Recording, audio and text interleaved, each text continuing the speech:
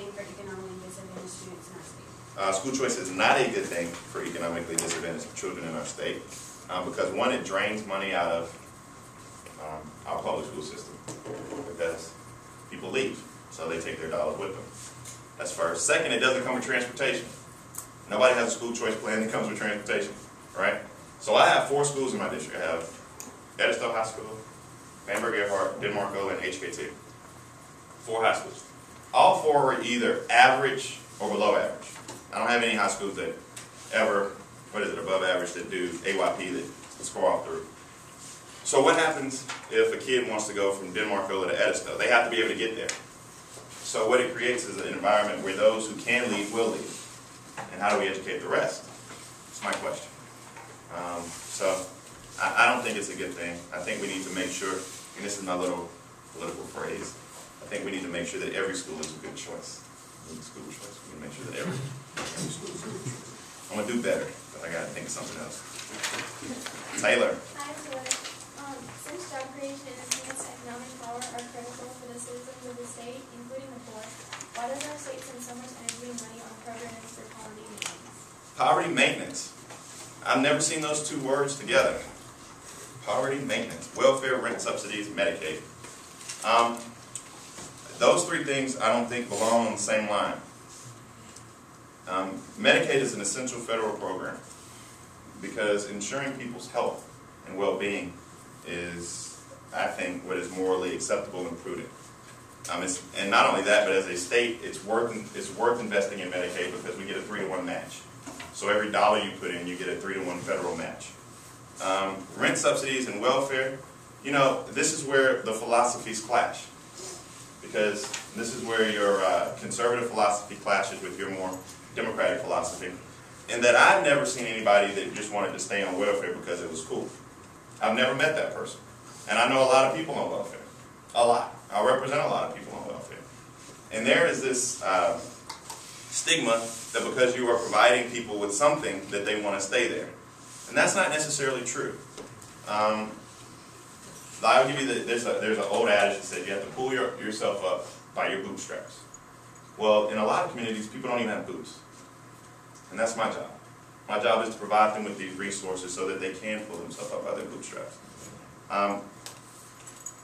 And poverty maintenance, that is interesting. Did you get that off Fox News? I've absolutely never seen those 2 words together. Poverty is something that's very real in South Carolina, and until you experience it, until you actually see it, it's very hard to understand the psyche because it's debilitating. Because people who don't have much, and growing up in that culture is cyclical. I mean, you still have people you still have families where there's nobody that's graduated from high school, or nobody that's attended college, and it becomes the proverbial trap, and helping people get out of that trap is something we all have to figure out how to do. Hi, I'm Lexi, and what effect does our tax structure have on our ability to recruit business to South Carolina? Our Republican leadership, or our leadership in the state, is very, very inept at handling our tax structure. We have an antiquated tax structure. We have $2.6 billion worth of $2.6 billion worth of tax breaks or tax credits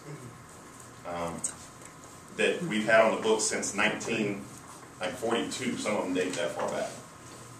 Act 388, which is a huge property tax mess that I filed a bill to repeal it. That's a very good question because until we actually look at our tax structure, we had a track commission to look at it, but until we actually examine our tax structure, we will never be able to change anything. I'll give you a perfect example. This is an extreme, but it's very true. How many people in here drive? Raise your hand. What kind of car do you drive? Mustang. You have a nice car. Who just has like I had a Nissan Sentra. Neon. Pontiac Sunfire. Pontiac Sunfire. Your Pontiac Sunfire, right? When you go buy your Pontiac Sunfire, how much sales tax do you pay on your Pontiac Sunfire? I don't know, my parents did. Do you take a wild guess? Probably like $6,000. $300. I'm dead serious. I'm going to go buy a jet tomorrow. A G4 jet. I want one. How much sales tax am I going to pay on my G4 jet? $300. Really? One jet.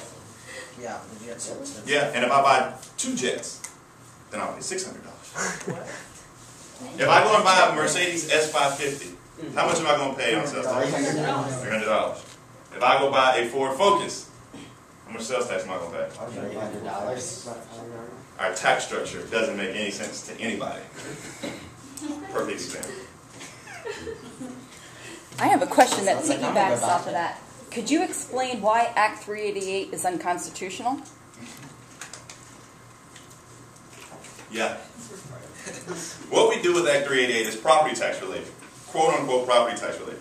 So every year we get our budget numbers. The first thing we do, before we do anything else, before we fund anything, we write a $450 million check off the top. And we give it to people in terms of quote unquote property tax relief. But many of the people that receive this benefit are second homeowners that live on the coast. So before we fund any of our constitutionally required needs, such as the judiciary or DJJ or disabilities and special needs or public education, we write this check to a lot of times people who don't even live here. I hate Act 388. It's caused us a lot of problems, but we're scared to talk about it. Okay. Number 19 doesn't have a name, or 20, or 21. How do you feel about the Senate Judiciary Project to consider whether constitutional officers should be appointed and not elected? I will give you one that should be appointed and not elected. And that's the Adjutant General. That's because I don't think the military should be politicized, and in fact, we're the only state in the Union that elects an Adjutant General. Anybody know the Adjutant General? Yes. General Livingston was in last week. Oh, cool, General Livingston. He controls our National Guard. It should not be an elected position. Everything else, I think, should be elected. I think that you all, anybody 18? You registered to vote? Good. I think that you all should have the right to choose whom you want to for Secretary of Education, Superintendent of Education, Lieutenant Governor, and I think you all should have the right to choose the best possible. I think people should have that right, and I don't believe we should take that right away from them. So what do you attribute Governor Haley's early success with legislating flexibility to negotiate Medicaid provider reimbursement supported in the Senate? I actually hate flexibility to negotiate Medicaid provider reimbursements.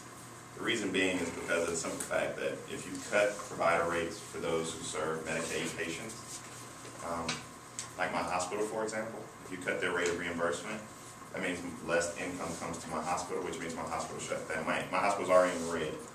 And they lost $1 million last year. And that's, there's an article today in the Times and Democrat where I go back and forth with the governor over it. Because if she cuts reimbursement rates in Denver County, my hospital shuts down. I attribute her success, which is very limited. I mean, I don't know what actually she's accomplished. Like roll call voting hasn't passed the Senate. Provider reimbursements hasn't made it through the House yet. And if she doesn't concede Denver County, I'm going to put 1,000 amendments on it. So we'll be there for like 3 months. She's given us a report card. I don't even know what that's going to do. So I'm not sure what, but she does have she is an awesome politician with an unbelievable story that accomplished more in the past year than any politician in this state probably will accomplish in terms of historical significance in our generation. So I respect her to the utmost for those successes. And because she's had those historical successes that don't have anything to do with policy, because I'm not sure that she has the depth policy-wise, but because she's had those historical successes, she has created a bully pulpit, which is the first one that we've had in a while. And because she has a